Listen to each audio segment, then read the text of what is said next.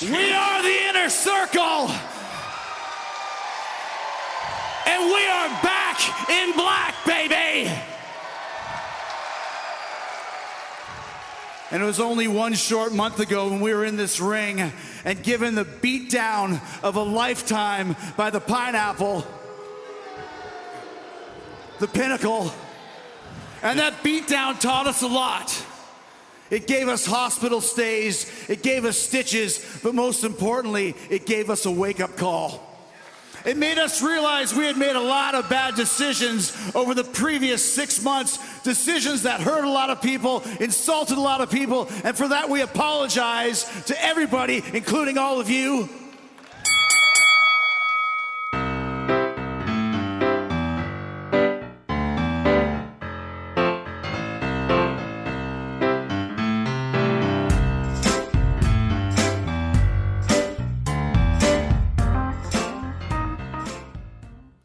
You're listening to Talk AEW, the official wrestling podcast of Goombastomp.com and TiltMagazine.net. Joining me, as usual, is Aaron Santos. Hello, WrestleManiacs. I am Mariko McDonald, and also on the podcast with us, as always, is the editor-in-chief of Goombastomp.com. It is Ricky D. What's up, AEW fanatics? I'm mad, I'm angry, I'm happy. It was a great show, it was a bad show. We have a lot to talk about. We sure do. But as usual, we are going to start things off with Ravishing Ricky D's rapid fire questions. As always, we like to start the show with the rapid fire question. So question number 1.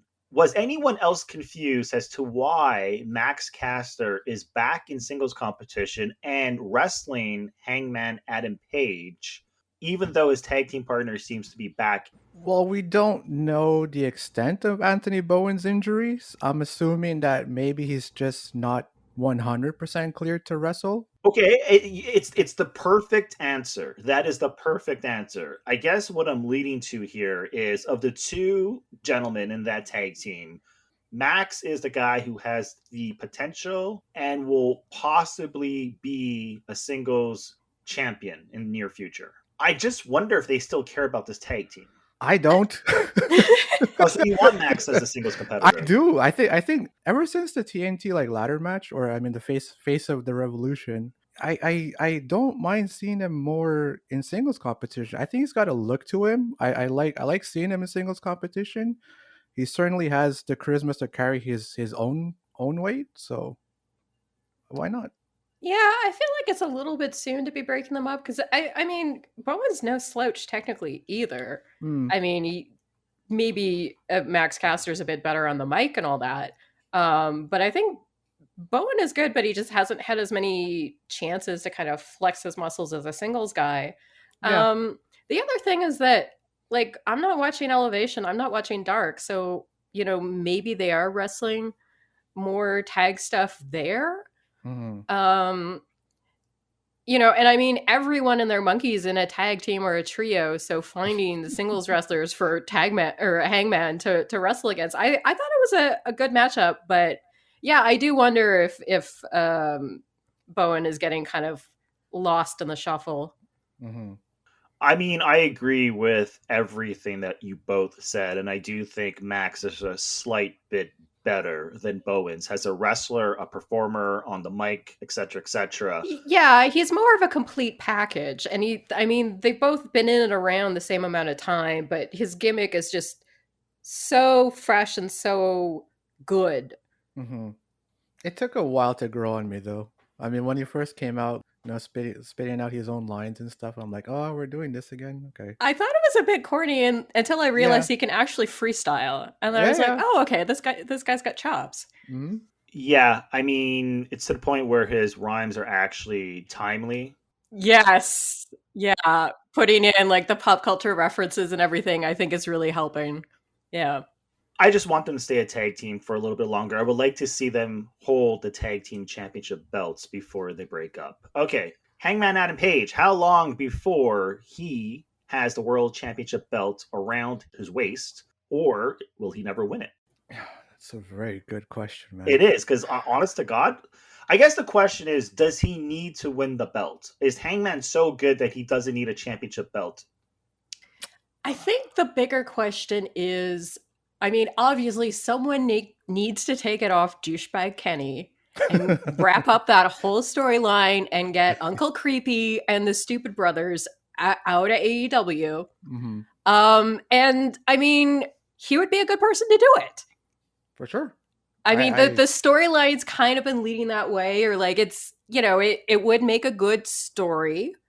And the crowd is so behind him. Like, he's the biggest baby face we have right now. I mean, Cody's off playing martyr again and, you know, verging on becoming the next Triple H. Yeah. You know, the Bucks and Kenny, we will get to. We are devoting an entire segment to that. So, yeah, sooner rather than later, in my opinion.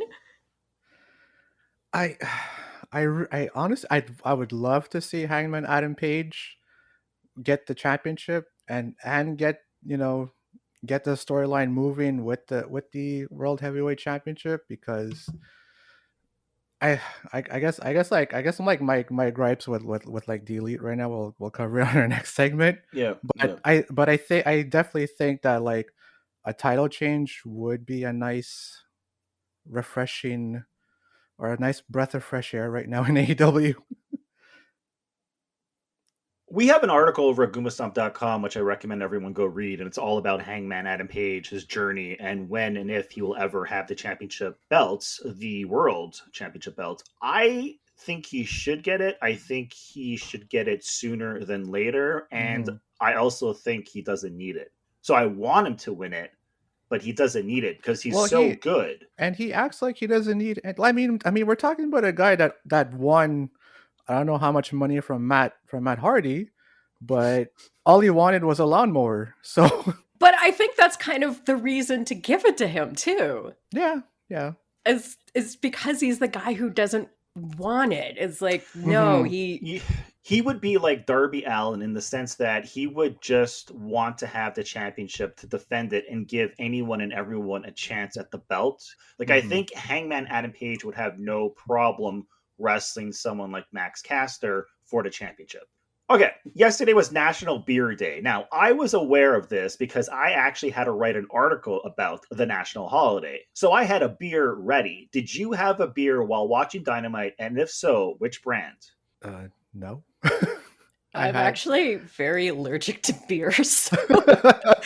I get Asian flush, and B, I actually have an allergy to barley hops.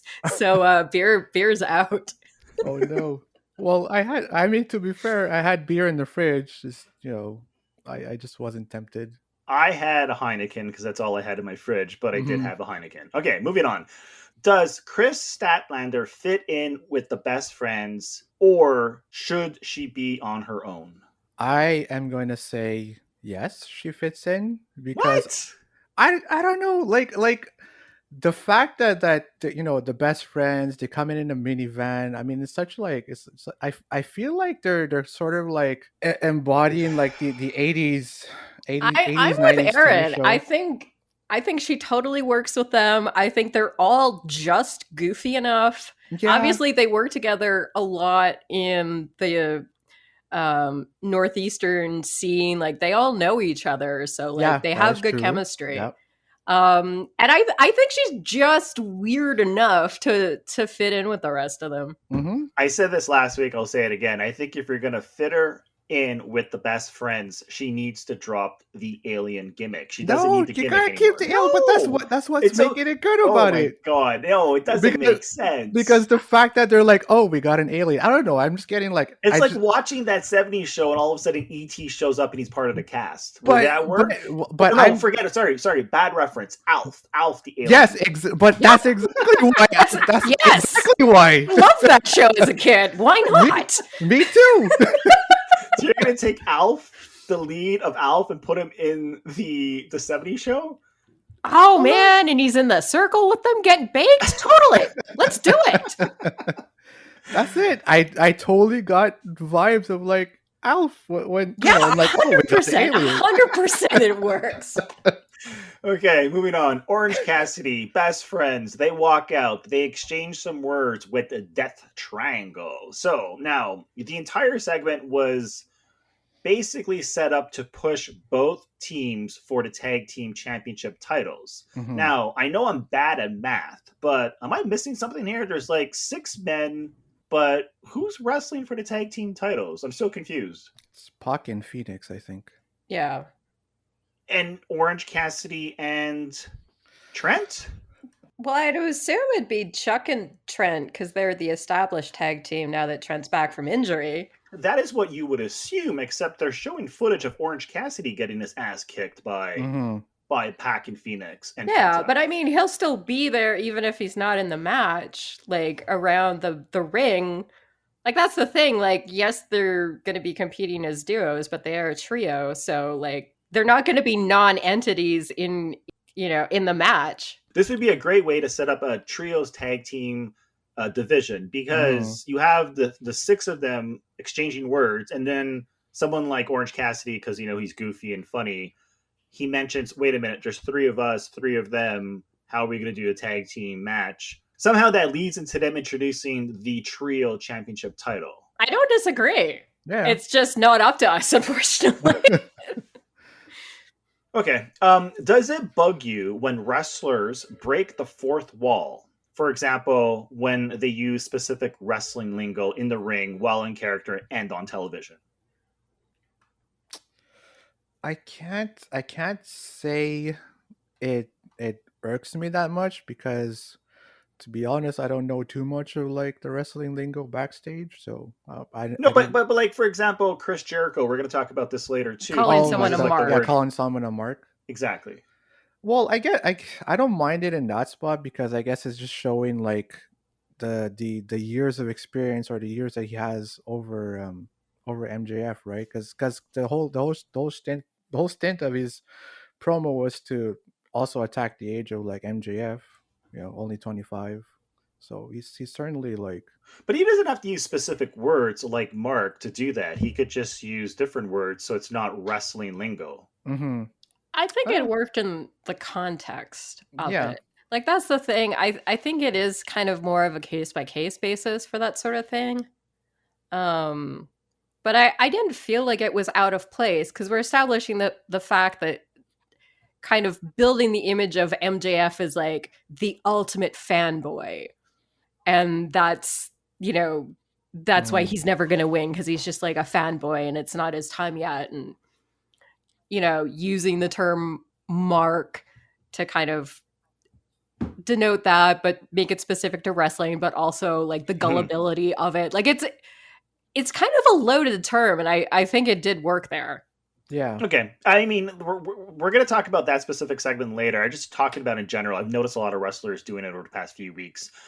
Okay, next question. What's the odds that we will see both blood and actual guts spilled at the blood and guts match? You don't have to actually answer that question. I was gonna. I mean, it is still basic cable, so Yeah, I was gonna say like I don't know about guts. Well, couldn't they come up with a better name? Like, it just doesn't make sense. We're not actually going to see guts, dudes. Yeah, but wasn't that based on like a Jim Cornette quote or something? No, yeah, it was making fun of the fact that they were saying they're just all blood and guts, and it's like, you want blood and guts? We'll give you blood and guts. We're gonna take my dad's stipulation and put a new name on it because somebody else trademarked it. That's what happened. It's War Games, just with a different name. Exactly. But I mean, okay, we'll talk about this later. Considering Christian can barely defeat Frankie Kazarian, does he even stand a chance against anyone in Team Taz? I mean, he even said his lungs were on fire, and yet he wants to outwork everyone else. Yeah, Team I Taz, don't understand guys. this booking at all. I complained about it last week. They're clearly going for something, but I think they're really kind of missing the mark on it. Like, it's just... Yeah. He has two options. He he joins Team Taz or he doesn't join Team Taz, and therefore that sets up a feud between him and Team Taz, which means we're going to get some sort of match between him and Team Taz. It seems like Team Taz is put here at AEW to fight older men who used to once wrestle for WWE. It seems like it, eh? When you think now that The I think Legend about it. Killers Yeah. 2.0. I don't know. I don't know. Yeah. After listening to the Christian promo and thinking about like what we talked about last week, I just get the sense that that AEW for I'm hoping for the moment just doesn't know how to book Christian quite yet. So I don't know. Yeah, I'm really confused. I'm Yeah, just because do we want to watch a guy who like because busters an entire match? Like yeah. like good for you that you can do it at 47. Like yay for coming Mhm. back, but what is it doing for us? I just get the feeling that like Christian might have like pinned himself in the corner using that line outwork everyone. Well, it's a great tagline. Like, It's I a great can't blame him for having a tagline. great slogan. Well, like I kind of feel like Christian's kind of doing like I'm gonna work from the bottom sort of thing and like reestablish myself and I'm gonna do the work and everyone's gonna see the work, but it's like we saw you do the work like 20 years ago. Like we want to see Mhm. something different. Like a 47-year-old rookie. Like I don't know. It's not really working for me. I don't have any answers for Christian. Like, if we actually do talk about Sting, I got a lot of like things that Sting can do. I mean, we've already mentioned the fact that he did that, some people think great cinematic match with Darby and Team Taz, and I just feel like AEW seems to be repeating the whole Sting storyline with Christian bringing in Team Taz. It was just weird and random. I have no idea where it's going. Anyways, moving on. Yeah. Can we talk about?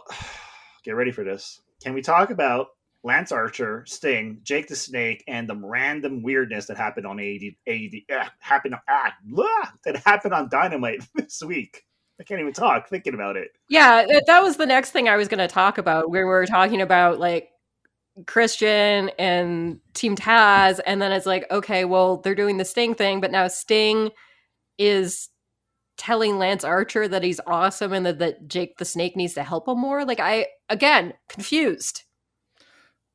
You know what I keep thinking of? I keep thinking of the Goonies. You know that line in the Goonies when he stares down the well and is like, "This is our time. It's our time. My time. Our time." I forget the actual quote. You know what I'm talking about, right? The Goonies. I don't understand what's going on here. Sting comes out. He never gets the microphone. It's an ongoing gag now, an ongoing joke.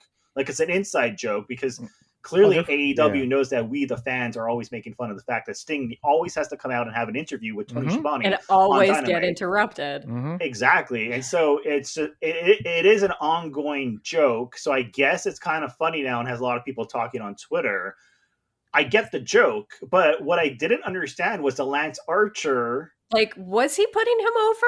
Was he like, did he want to take over for Jake the Snake as his like friend / manager / spokesperson? Like, that didn't seem to be it, but I just confused, honestly. Yeah, well, because like the past 2 weeks, Lance Archer's been coming out during like the Sting interviews, interrupting, talking about his time, blah blah blah, and then all of a sudden, like Sting just steals a mic and then decides to like sort of like I guess deflect the aggression back to like Lance Archer, saying like it's like you're right, 100% right, you should be angry, blah blah yada yada. I mean, yeah, but that line I guess is sort of like a jab because I think a lot of people were like criticizing that whole like how Lance Archer main events disappears, like he's in like big spots.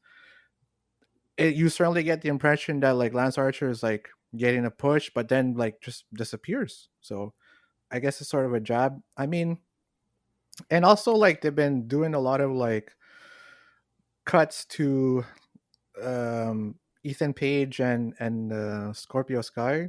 So because apparently they're a tag team now. So I don't know if it's sort of like visual telling that maybe Lance Archer is gonna redirect himself towards. And what, he's going to team up a brand new Sting? tag team? I don't get it. I don't know. I'm confused. I mean, the whole point of the promo was to say Lance Archer should be competing for the world championship. He should be in the main event. So why Yeah. would they put him in a tag team? That's why I did not understand the random cuts to Ethan Page and Scorpio Sky. Because no offense, Page just became a member of AEW like 2 weeks ago. Mhm. Scorpio Sky has been there for a while, but he just lost his chance at the TNT Championship. So what does this have to do with Lance Archer, who's really never been given an opportunity to really? I mean, he's been given one chance, really, but it wasn't really a chance because we knew he was going to lose. It was Mhm. against Moxley, right? Mhm. All right. Speaking of weirdness, can we talk about the weirdness that was the Kong versus Godzilla match? Because none of it made any sense. Like, first of Oh, all, Lord. before you guys even answer the question, this was like the worst match ever Yeah. on Dynamite ever, considering the talent involved, or at least I would say Jungle Boy. Mhm. It didn't make any sense. I'm not even entirely sure how Luchasaurus is. I mean, I guess he could be the lizard / Godzilla, but like the other dudes are bears. They're not gorillas or King Kongs or Kongs or whatever. JR Yeah. was confused when the match started. JR was even more confused when the match ended. He called it bowling shoe ugly. I like Bear Country. They have a nice look to them.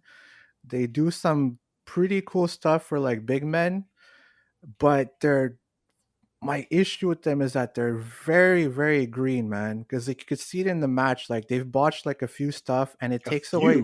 A lot. Yeah, well, Like we've seen them do some good stuff on Dark, but I Yeah, like- don't know what happened here. like I said, like they do a lot of cool stuff, but like a lot of the bad stuff also like just it stands out, you know. I felt bad for Jungle Boy. You know, I'm so glad Marco Stunt wasn't around because, like, I already complained. Like, my whole, like, I don't have an issue with Marco Stunt, but Mhm. I mean, sort of. Like, my issue is I think Jungle Boy should just be a singles competitor. I think he needs to move away from Jurassic Express because no offense, Luchasaurus, no offense, Marco Stunt. This dude is money. He's gold. He's at another level which you will never achieve. You're not that good looking. You're not that talented in the ring. You don't have the charisma that Jungle Boy has. Jungle Boy is gold. Yeah, and just to like add to like with the Bear Country. I mean, like they when they fought like 2 weeks ago too against Marco Stunt, like they almost killed the poor guy. Also, like when they like fling them off the mat or out of Yeah. the ring, like that guy was like flying head first towards the ground. If it wasn't for like the butcher, yeah, they could have probably like seriously injured him. So I was already pissed at them for that.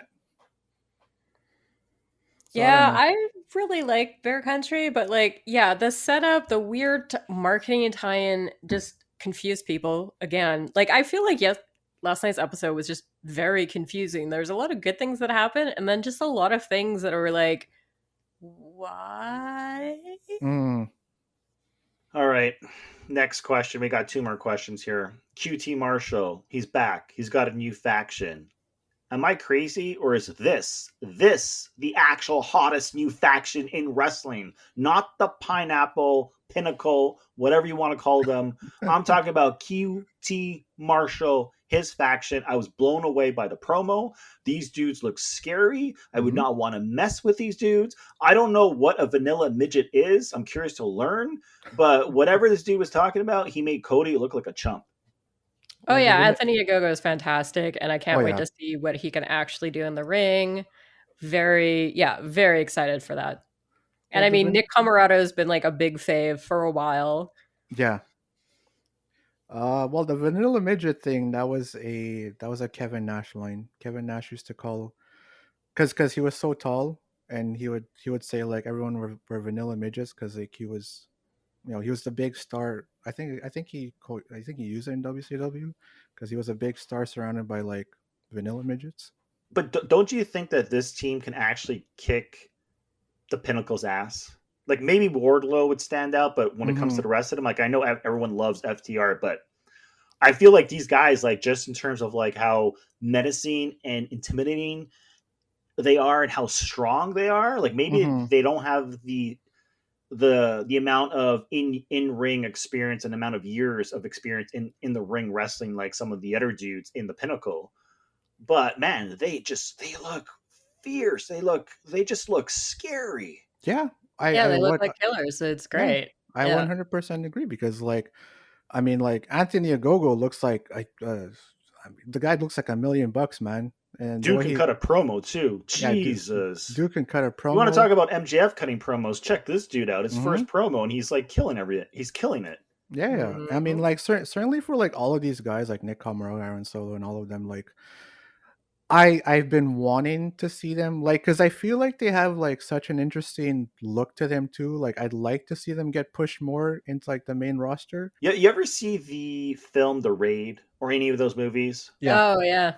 These dudes look like they belong in one of those movies.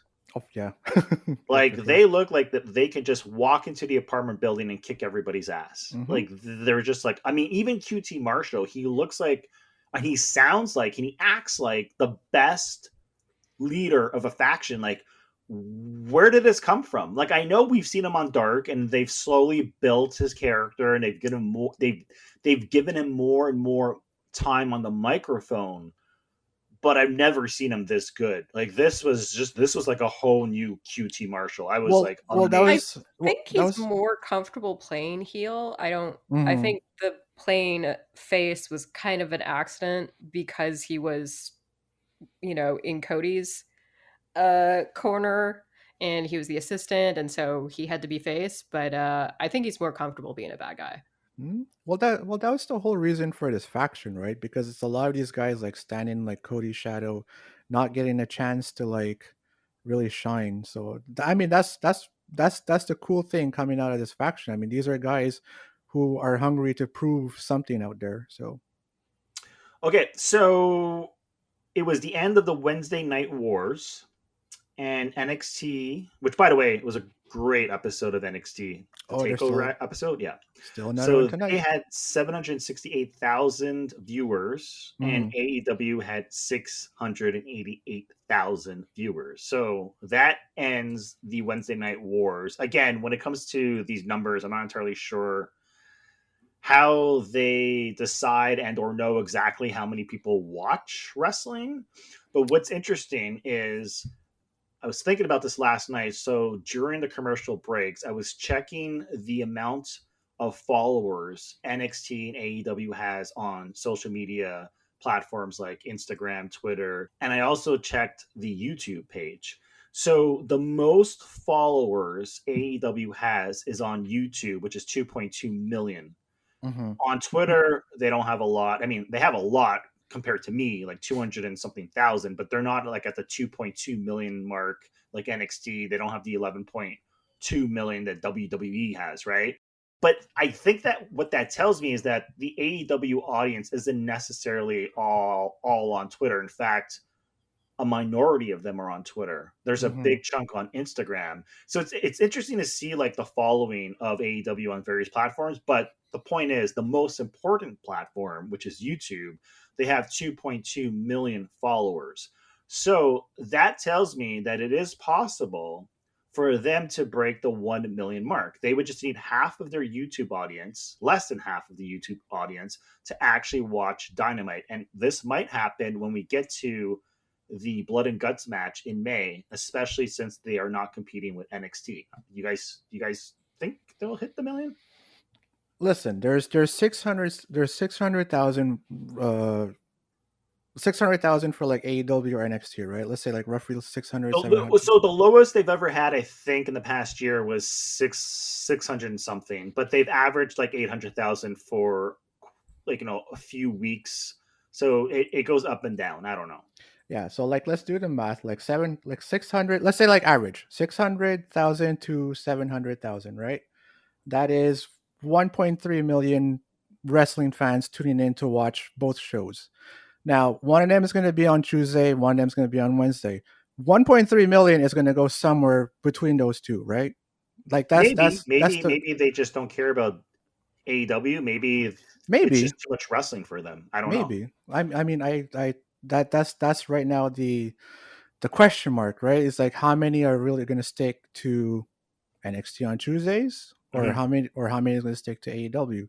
I mean, like right now, I'm just like I said, I'm just doing the math because like with AEW and NXT right now, like if they pooled the viewership together, that's 1.3 million viewers watching. So Not a lot when you compare it to the Attitude Era when they had like 10.2 million viewers, which is insane. Which is insane, but I think but I think we've discussed it like on a previous podcast that like wrestling as a whole has gone down in viership. So TV in general is a totally TV, different game yeah, now. exactly. So yeah. So I mean, 1.3 is still not too bad.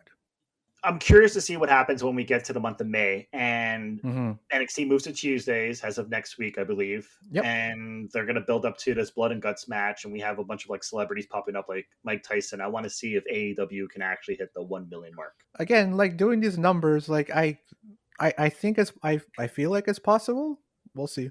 All right, and on that note, we're going to take a short break, and when we get back, we're going to talk about the Elite. You know, they say insanity, and I am a crazy son of a bitch, but they say insanity is when you keep doing the same thing over and over and over again, and you expect different results. You know what? It's enough, Jake. If that's the definition of insanity and you're crazy, I'm one sick son of a bitch.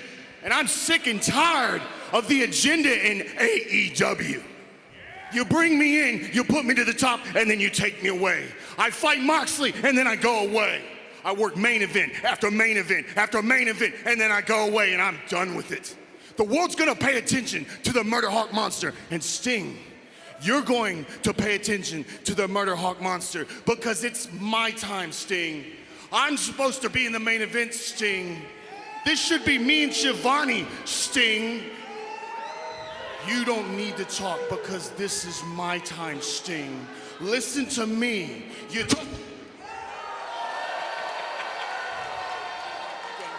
Now it's my time. Okay, then say something.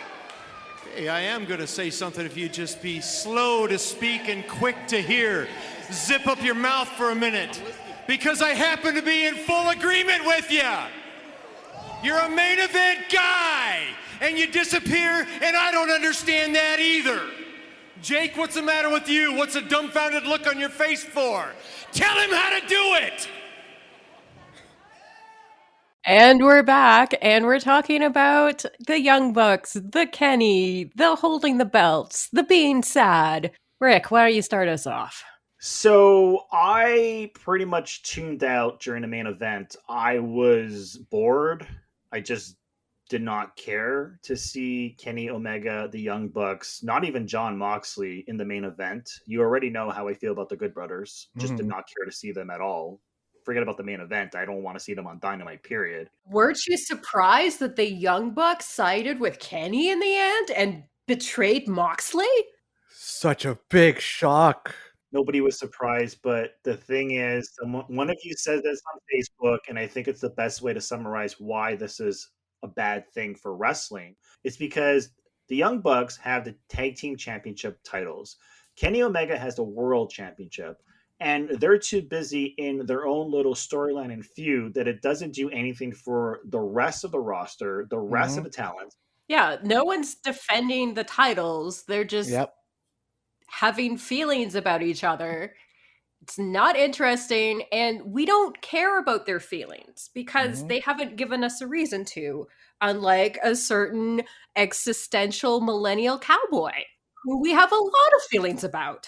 Or the Kenny Omega Ibushi storyline from like way back, the Golden Boys. But that was years in the making, and that story actually made sense. Look, Kenny Omega, the Young Bucks, they've proven that they could put on some of the best matches in AEW, right? So when we did our best matches of 2019 and 2020, they're on that list several times. They don't need the belts. They don't need to be in the main event. They can be at the 9 o'clock spot. They can be in the opening match. They can just have a feud, be in a storyline, have a great especially wrestling telling match. this story. This story doesn't hinge on the Young Bucks having a belt. I mean, I guess Kenny needs to have the belt because it's what proved he was evil because he cheated to get it. But it's like, get someone to challenge him. Yeah, we're tired. I guess it shouldn't be a surprise because I'm definitely like a Kenny Omega fan. I enjoy what the Young Bucks do in the ring. It's just like right now for me, like this whole storyline it's because like It feels like it's dragging. Like, I mean, Don Callis is magnificent at what he does. Like, I just want to punch him in the face every time I see him. It's fantastic. But on the other hand, like, everything else is just like, what? Why? I don't care about how tormented the Bucks are. Like, I just don't. Like for me, like after, like you guys said, right? Like Kenny Omega being the champion right now doesn't mean a thing. At the moment, doesn't mean a thing because it just seems like he's, concerned about being friends with the Young Bucks. The Young Bucks he's being not tagged, really challenging anyone. He's not really defending it. not defending it. The Young Bucks, like them as a tag team champion, it's like I feel like it's putting so much talent in the AEW roster at like a standstill. I feel like that's my problem with it, and I think I mentioned it, like we talked about like the TNT title. I would love to see these titles get more prestige instead of being rather than being an accessory in a storyline, because at the end of the day, this is supposed to be sports entertainment. We get the entertainment, but I don't get the sports too much, because like when professional players like go into like NFL hockey, what are they going after? They're going after the championship. No one cares whether you're friends or not in the locker room. Yeah, the stakes in this match only matter to Matt, Nick, and Kenny. Yeah. I don't care about whether they stay friends or not. Like pretend friends or not. Yeah, and I'd hate to quote like Jim Cornette, but it does start to feel like all elite friends. So yeah, I don't know. But the thing is, I listen to Jim Cornette's podcast on a weekly basis, and I agree with a lot of what he has to say. My issue with Jim Cornette is he doesn't have to be mean-spirited about the way he reviews the shows. I don't think it does wrestling any good for you to personally attack the wrestlers, the bookers, anyone from Tony Khan to the guy who mops the floor. Just review the show, show some respect. You don't have to like it, because a lot of what he says is true. It's his attitude that I have a problem with, and the racism and the sexism, the racism. Yeah, it's his attitude. Yeah. So I think that you can learn a lot from criticism. Like we come here as fans. This is a podcast from the perspective of wrestling fans, and we've watched wrestling for years and years and years. So I think we've seen enough wrestling that we can justify having a podcast, even if we're not, say, backstage. But that's a good thing, because even if you look at a guy like JR or Jim Cornette or Scorpio Sky, and they have podcasts, they won't see things from the perspective of a fan a lot of times, because they're in it. We're on the outside looking in, and that you can, that's why as a writer you get someone else to read your writing, because they're going to see things in it that you didn't as the person writing it. It's the same with performing. Someone from an outside perspective who can look at the entire thing, filter it through the entire history of that thing, and be like, yeah, this isn't working, and here's why. When you're a filmmaker, you have an editor. Yeah. A lot of times you have an editor, not just because you don't know how to technically edit, because most filmmakers do know how to edit. It's because you need the editor to help you decide what to cut out. Yeah. So the point is, it'll be good for some of these dudes to listen to the podcast and take in the criticism, because at this point in time, it really does feel like Aaron said, it's a bunch of friends that are just having a lot of fun and spending Tony Khan's money to do whatever they want to do. Now, when you listen to Chris Jericho's podcast, Talk Jericho, which, by the way, is often pretty damn good, he does say that Tony Khan is not a pushover. Tony Khan, at the end of the day, calls the shots. He's very much like Vince McMahon. And Tony Khan is a very smart, much like us. I listened to like Tony Khan interviews. Like, he's a big wrestling nerd. Yeah, he's a total encyclopedia historian mark. Yeah, he's like a walking encyclopedia. He is what Tarantino is for movies, Tony Khan is for wrestling. Yeah. The problem is, it's still Tony Khan's child. Like, it's his baby. And sometimes it's hard for you not to realize the flaws because you're so in love with what you've created. That also goes for Kenny Omega, the Young Bucks, and Cody, because they were a part of creating AEW. Yeah. All I'm saying is, I like Kenny Omega. I like the Young Bucks. I like them wrestling. Some of the best wrestling matches we've ever seen in AEW and outside of AEW revolve around these dudes. All I'm saying is don't put yourself in the main event. You don't need to have the championship. Why don't we give Rey Fenix the world title? Because Seriously. everyone wants to see Rey Fenix these days. Like if AEW wants to increase the ratings and they want to improve the product and make more money, you need to take those young superstars that everyone is interested in seeing, like Rey Fenix, Lance Archer, Jungle Boy, MJF, and so on and so forth, and put them in the spotlight. When AEW started, a lot of people were kind of criticizing them for not putting belts on Young Bucks and Kenny, and I feel like this has been kind of a response to that, but then it's like the whole like be careful what you wish for thing, right? It's like, okay, we gave them the belts and we're all like, now what? And that's what the storyline is. It's now what? It's like But it's not going anywhere. Like I know. storylines need to go somewhere. I know. I don't understand where this is going. Like they already have the belts. I don't care if they stay friends or not.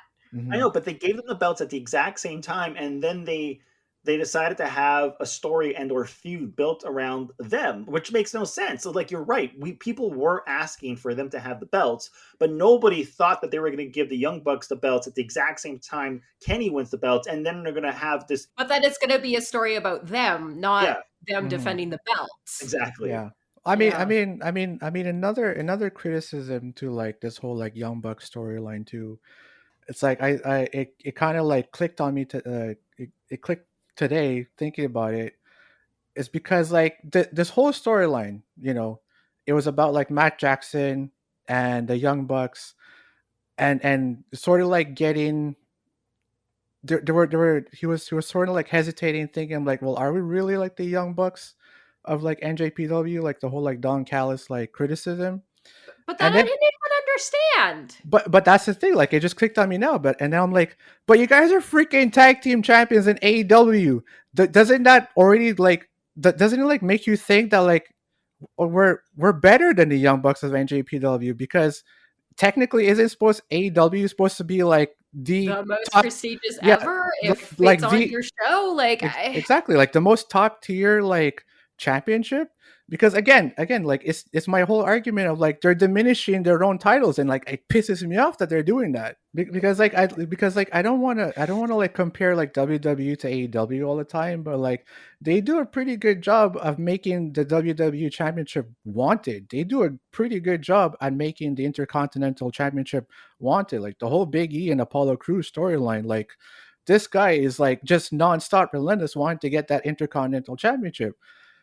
And the problem, you know what? Sorry, I cut you off again. But one of the reasons why I actually still check in and watch WWE, it's because of the young guys. They're helping young guys, and they're pushing young guys to get these championships, which sucks that AEW is not doing it right now because they're worried. They're more concerned about their all elite friends. Like it's just pissing me off. And the weird thing is, we're going to talk about this in the next segment too. But they bring in these once upon a time superstar wrestlers from WWE or WCW, Sting, Christian, Paul White, etc., etc. They bring in like Snoop Dogg. They bring in Mike Tyson, Shaquille O'Neal. The ratings do not continue to increase. At the end of the day, you're catering to a hardcore wrestling fan base. That's the bottom line. You're not going to win over mama and papa and grandma. This is not Titanic. Okay. This is not Bridgerton. This is not whatever Pokemon phenomenon. This is professional wrestling. At the end of the day, let's be real. You're going to have to cater to hardcore wrestling fans, and they are starved for new talent. Rey Fenix, Jungle Boy, MJF, The Acclaimed, Top Flight. These are the people we want to see. Penta, even Lance Archer, Matt Sydal. I mean, even Matt Sydal's been around for like 30 years. He's been like, you know what I mean? He's been everywhere. But like, I would rather see him in the main event than Kenny Omega again, or John Moxley. And again, I love these guys. Well, again, But too, it's like 2 years, dude. It's and- 2 and- years. Yeah, or if And- we do see them, like give them something interesting to do. yeah, But they did, Mariko. They gave John Moxley the freaking secret weapon. He's got Eddie Kingston. Like, that's funny. Yeah. Like, I what know. else does he need? He's got Eddie Kingston. You don't need to put him in this main event with Kenny Omega and the Young Bucks. But it and the perfect example, Lance Archer. I mean, like, this guy is people are pushing him, saying that he is a main eventer. He's been main eventing, and then he disappears. Like, that's why I thought the Sting promo was kind of funny. And not to diminish anything, but we're talking about a guy who was like an IWGP US champion too. Like, he's not just a Joe Schmo that came out of the indies. There was 3 wrestlers yesterday that cut promos, and they were speaking gospel, speaking the truth. Dr. Britt Baker, when she basically makes fun of the whole ranking system, wins or losses does not matter. Yeah, that was fantastic. I really did enjoy that. God bless you. The wrestling gods need to bless you.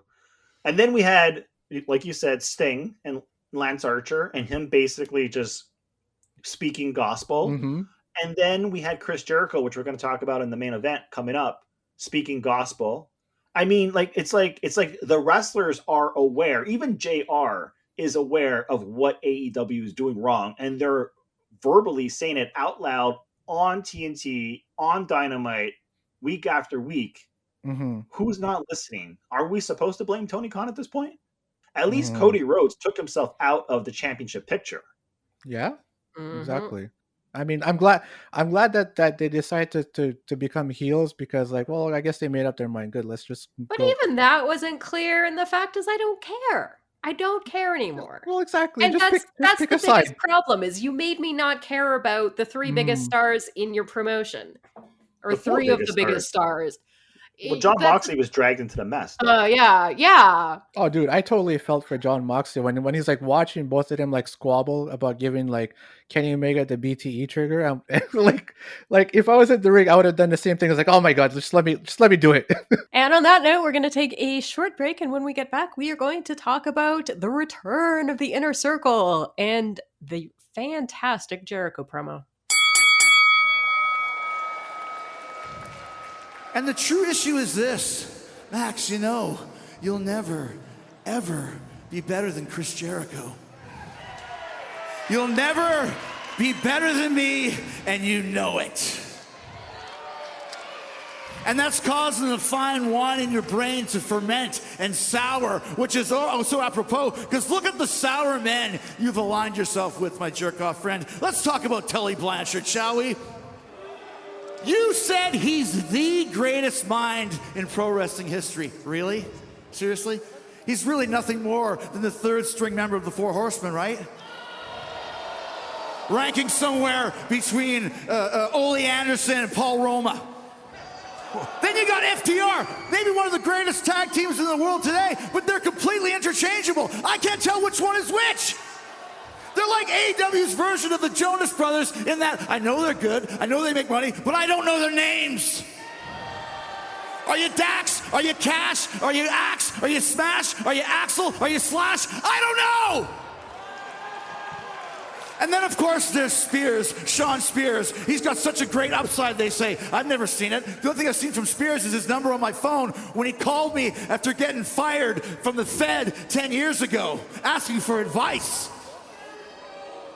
You know, aligning yourself with my jerk-off friend, Sean Spears, is about as good a decision as rocking a blonde mohawk in 2021.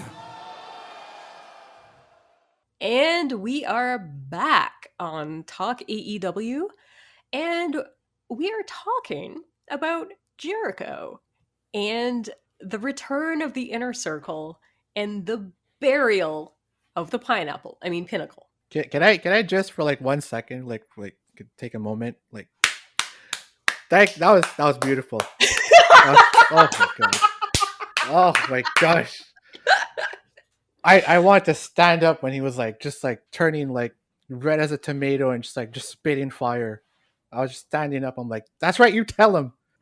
Big shout out to Chris Jericho for retweeting me. My Twitter would not stop buzzing all last night. Ooh. He was pretty happy with what I had to say because I pretty much like flipped out with his promo. His promo was lit. It was on fire. It was amazing. It was like incredible. And I like the new look, I have to say. I'm really enjoying the new look, the tapered beard, the leather jacket. It's really working for me. I think this is one of the best promos ever on AEW.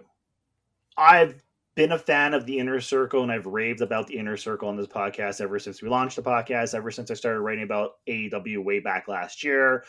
I don't really care about the Pineapple Pinnacle. I've already made it clear that I hate the name.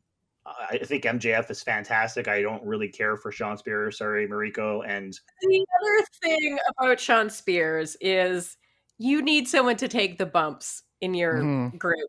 Now, the Inner Circle, they have Sammy. He's the young guy who's obviously going to be a superstar and have every belt in the house at some point in his career. Just he's that good. But you need someone to take the bumps. And, there's no... I mean, MJF is ostensibly the head, so he can't be the one taking the bumps, even though he's the youngest. So he's got to be Spears, and he's happy to take that spot. So he didn't just take the bumps; he got his ass kicked last night by Mike Tyson. He must be in so much pain right now. I don't care how old Mike Tyson is; it's Mike Tyson. No, that like at least two of those punches could not have been pulled. Like that, there was too many, and it was too fast. And he's Mike Tyson. I'm pretty sure Spears is peeing blood today. I love the Inner Circle, and I love this promo. I mean, I love it so much that, like I said, I tweeted about it, and Chris Jericho retweeted because he liked what I had to say. So, with that said, now it's time for me to not really criticize, but maybe pose a question, which I guess could come across as criticism. But was it too early for them to bury once again the Pinnacle 2 weeks in a row this soon after the feud just started 4 weeks ago? Because I feel like this promo was so good, and maybe it's just Chris Jericho's fault for being so good on the microphone. It was so good that I can't really take the Pinnacle seriously. I can't have the same level of respect or admiration or fear or intimidation when I look at the Pinnacle anymore, because I'm always going to remember this promo. Like if you cut a promo that scathing and that pointed... Speaking gospel, a lot of what he said is true. That's true, right? And on top of, the absolute thrashing last week, it does feel like they're getting buried a little bit, and that's not good. I don't know how they come back from that. Like, they're going to have, Pinnacle is going to have to murder someone next week in order to still be, intimidating, frankly. And Aaron, I don't know how you feel, but it's, again... the promo was too good, and this is the week after they pretty much massacred the Pinnacle backstage. What MJF did 2 weeks ago, that promo, I think we mentioned it on the podcast that it was like one of his best promos. It was probably one of the best promos in AEW so far. MJF? MJF. At the time, until yesterday happened. And I feel like what happened yesterday and what Chris Jericho had to do, he definitely had to top MJF's promo, because how else can you cement the inner, because right now they're trying to cement the Inner Circle as the faction, and I think we have talked about in this podcast that clearly the Inner Circle is probably the best faction in AEW right now. They're AEW's faction. They are what Hogan was to WWF back in the early 80s, or the Hart Foundation, or what Ric Flair and Sting were to WCW. The Inner Circle is that when it comes to factions and even heels for AEW. Yeah. I mean, it's always been about Jericho, Sammy, Ortiz, Santana, and even to some extent Jake Hager, even if people think he's the most boring wrestler in the world. Doesn't matter. He's part of the Inner Circle. But Aaron, my question to you is, yes, it was great. It's good. It's a masterpiece, but it's 2 weeks back to back. Should it have been the Pinnacle, Inner Circle, the Pinnacle, Inner Circle, back and forth? It's even 1-1, 2-2, 3-3. Then we kick into Blood and Guts, and that is the winner. Well, I was just going to get to that point, because the question was it too early to bury the Pinnacle? Now here's the angle that I understood yesterday. The promo that Chris Jericho cut yesterday highlighted I wouldn't say like, well, there was an emphasis on MJF's age. He's only 25. He still has a lot of learning to do, and right now he is the leader of a faction. I think the angle he's trying to cut here is that he thinks that MJF is in over his head trying to run this faction full of veterans, and he probably doesn't know what the hell he's doing in real life. Which is accurate, which is what I'm saying. That Yeah. what he was saying, especially when it came to Sean Spears, even FTR, like no offense, I can't tell the difference between Cash and Dax. I have no idea who's who. Mhm. Everything he said was so spot on. It was. But here's the thing, Aaron. You say buried them. He didn't bury them. The Inner Circle didn't bury the Pinnacle. They beat them. They burnt them alive, put them in a trash can, took them out, and then buried them. Well, in defense too, they did try to, one up Jericho that night by bringing him in the ring by himself and nailing the door shut. Or Is something else we got to talk about? Yeah, Go but- on. What happened next? What happened next? well, Mike Tyson came out, but Can we just talk about this? Yeah, sure. Are Mike Tyson and Jericho friends? yeah, I mean, it was a little. It was another swerve that wasn't a swerve. Well, because we all knew they were gonna make up. Like Well, I didn't expect Mike because Tyson we all to knew come Mike out. Tyson was gonna be on, even though Mhm. everyone was telling it like it was a surprise because of the whole weird TNT doesn't like surprises thing. Mhm. I'm glad you mentioned that. So for anyone who doesn't know, there was this whole story that came out because Christian Cage was on Talk Jericho, Chris Jericho's podcast. Mhm. He was talking about why they couldn't surprise the fans with the appearance of Paul White and why they still had to mention that a superstar was going to appear at the pay-per-view, although they did not mention it was Christian Cage, but they built up the hype, right? Mhm. And so basically it's because the TNT execs, whoever they are, they told Tony Khan and AEW, we don't want you to do any more surprises like the Sting surprise because they want people to tune in to find out who appears. And in this case, for example, they hyped up the appearance of Mike Tyson, right? So we Mhm. knew Mike Tyson was going to come out. So normally in the past, I think most wrestling promotions would just have Mike Tyson pop up out of nowhere. And you would think, oh my God, Mike Tyson's going to beat the crap out of Jericho. But no, Mike Tyson actually saves Jericho. For whatever reason, TNT's ruining all the fun for wrestling fans because they want AEW to announce everything in advance so more people tune in, which is weird because I think people will tune in waiting for surprises, not because you say they're going to give a surprise and people are disappointed. But anyways, Mhm. so Tyson comes out. I found this whole thing to be weird. And so we said this a bunch of times on a podcast in the past. We don't know what happens behind closed doors. We don't know what happens during the meetings with Tony Khan and the TNT execs, et cetera, et cetera. And this is a prime example how not too long ago, we were all complaining about Christian Cage, his appearance, how it was a little underwhelming for fans, but there was a reason for it, and we did not know that reason until now, weeks later. So could it be possible that there's a reason why they have to rush the entire storyline between the Inner Circle and the Pinnacle?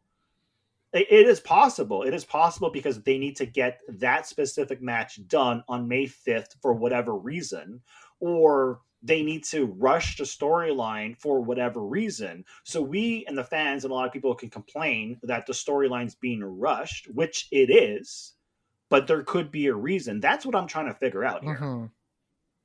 Well, I mean, if anyone can carry a good storyline, I think Chris Jericho has proven that he could deliver, a decent storyline. So, I could give him the benefit of the doubt at the moment. Yeah, I think we're just gonna have to see what happens. But I mean, if, like I said, if the Pinnacle doesn't like legit murder someone next week, I don't know how they're gonna maintain credibility through this feud.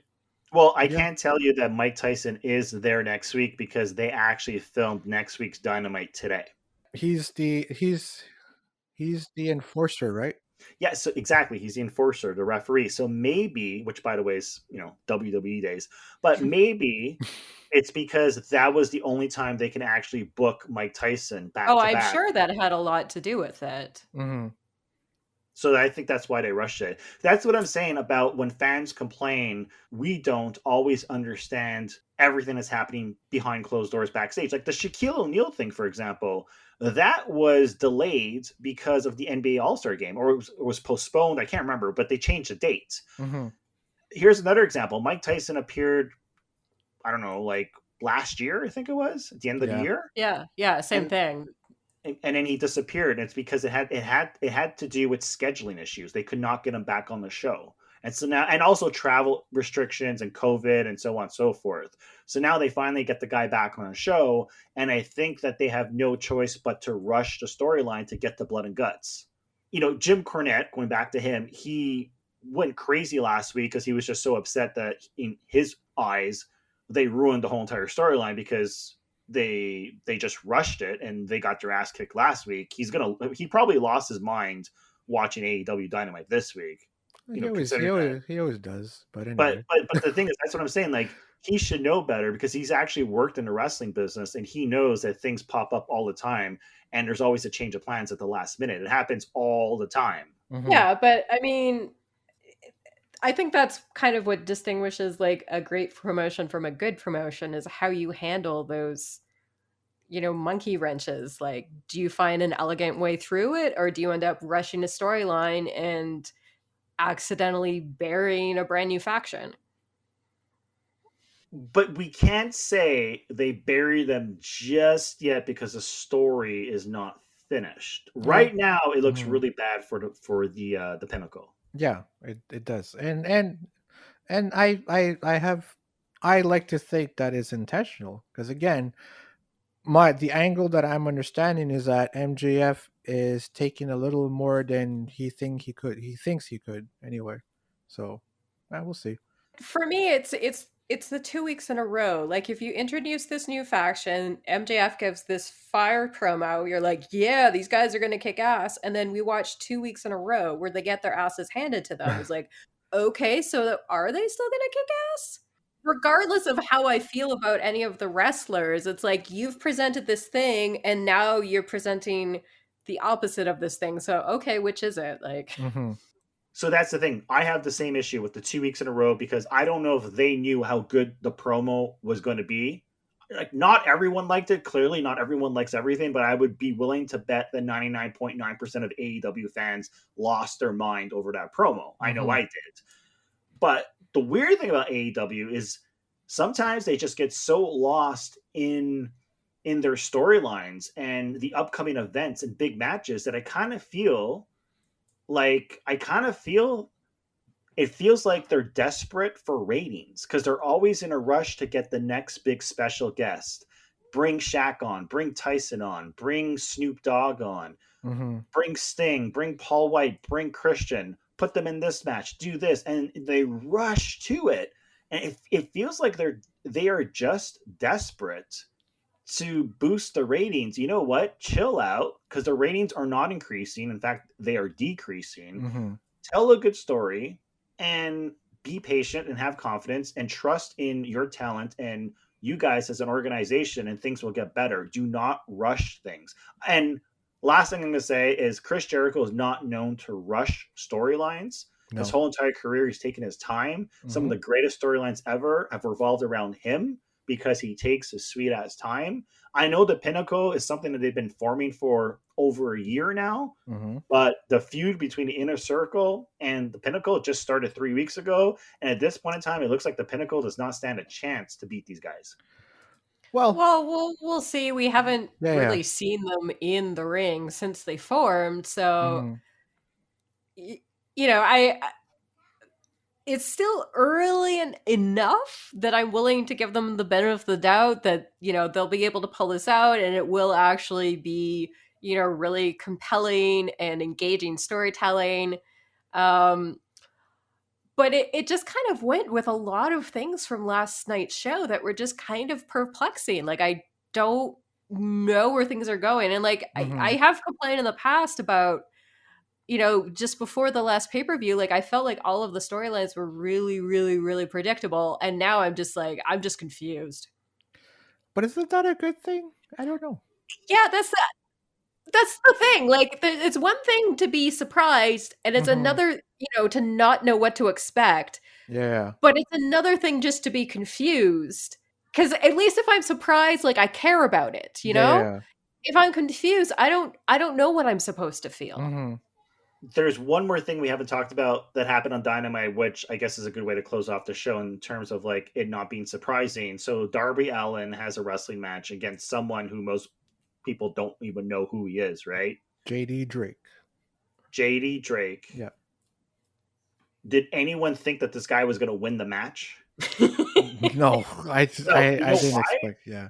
I like how they bring in these dudes, give them the spotlight, put them on Dynamite, and it introduces these wrestlers to the fans on TNT, on Dynamite, gives them some screen time, they get paid, etc., etc. Great, fantastic. The problem is you always bring in these dudes for championship matches, like Cody Rhodes did a while back, right? When he had the TNT championship.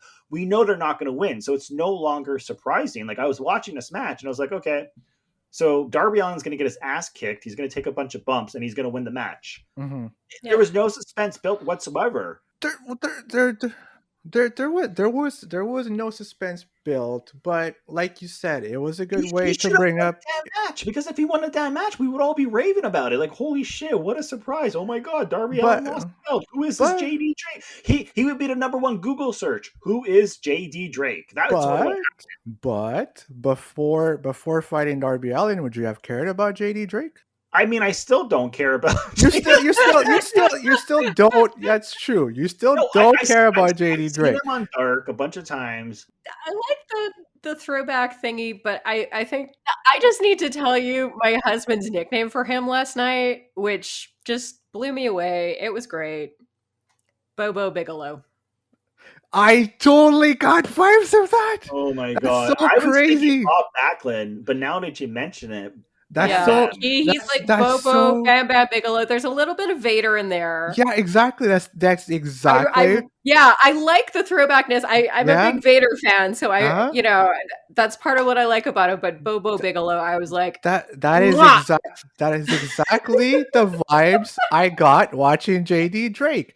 And again, I would. Wait, you're saying Vader, not Bam Bam Bigelow? He's got this face that looks like Bam Bam Bigelow, or the back of his head for some reason looks like Bam Bam Bigelow.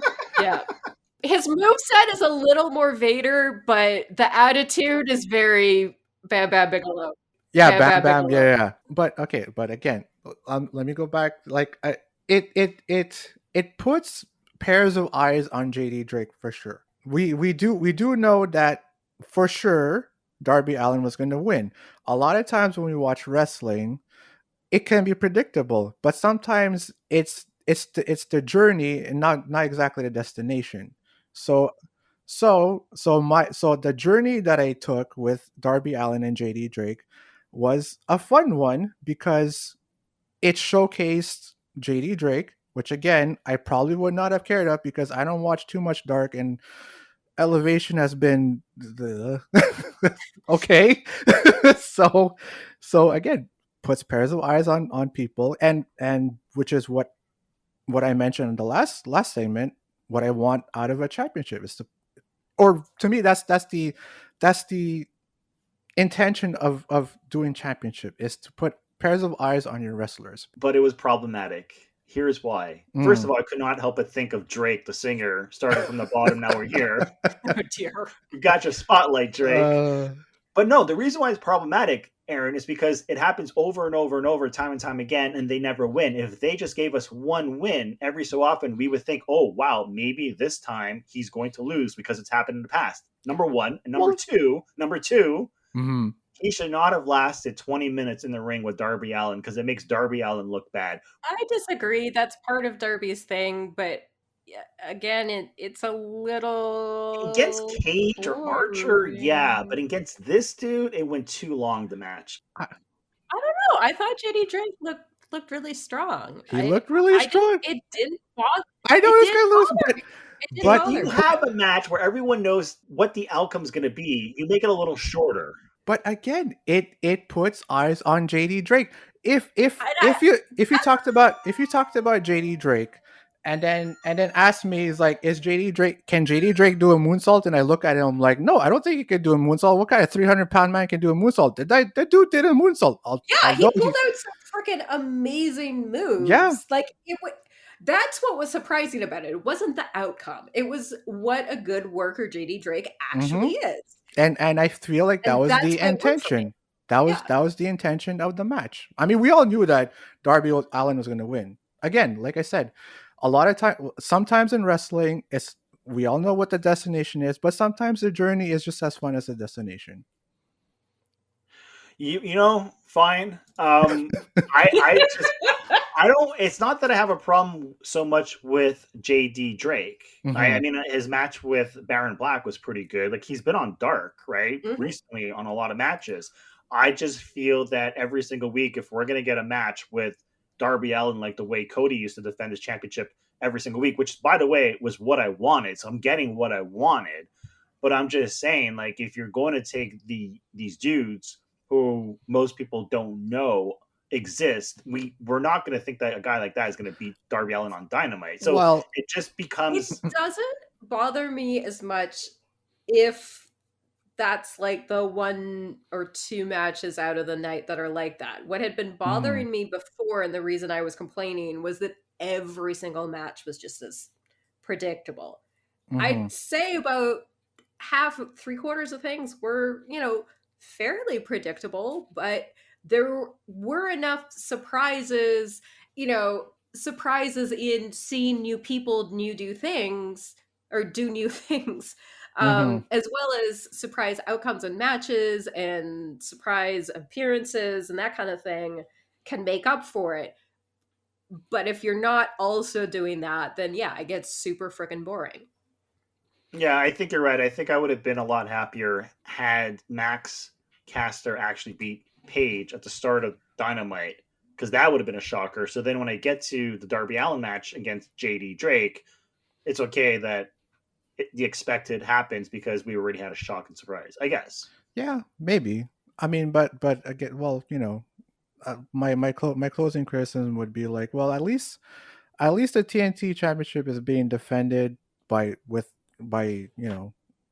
a good champion and not like best friends. Well, Cody was a good champion, and so was Brody. They've always had great champions for that championship. But you know what they've certainly done a good job at showcasing the TNT Championship, and I kind of wish they could do that with like the World Heavyweight Championship. Yeah, I agree with you. I'm more interested in the TNT Championship than any other championship in AEW. To me, it's the Intercontinental title back in the early 80s when it was the hottest thing. We had guys like Macho Man and Steamboat fighting for it. It's hot. It's amazing. It's great. I love it. Because it seems like a coveted title at the moment, because right now no one seems to really care about wanting the World Heavyweight Championship. So people actually wrestle for it, for sure. Yeah. All right. So I think that does it for tonight. Thank you all so much for tuning in. As you know, you can listen to us anywhere that podcasts are casted. I'd like to thank Mr. Aaron Santos. No problem. And of course, the fabulous Ricky D. Just a reminder, everyone, follow us on Twitter. It's Talk AEW Podcast. I mean, Chris Jericho's retweeting what we're tweeting, so that gives you all the more reason to follow us. If you want to follow us on Instagram, you would have to follow the official account for Goomba Stomp, which some people do, and I actually talk about Instagram, which is weird. So I figured we should have our own AEW Instagram account, but I just don't have time for that. So yeah, Twitter, and you can listen to the podcast on Podbean, iTunes, YouTube, Spotify, Deezer, Listen Notes, iHeartRadio, Pandora. It is all over the interwebs, but more importantly, it is over at the website goombastomp.com. Goodbye.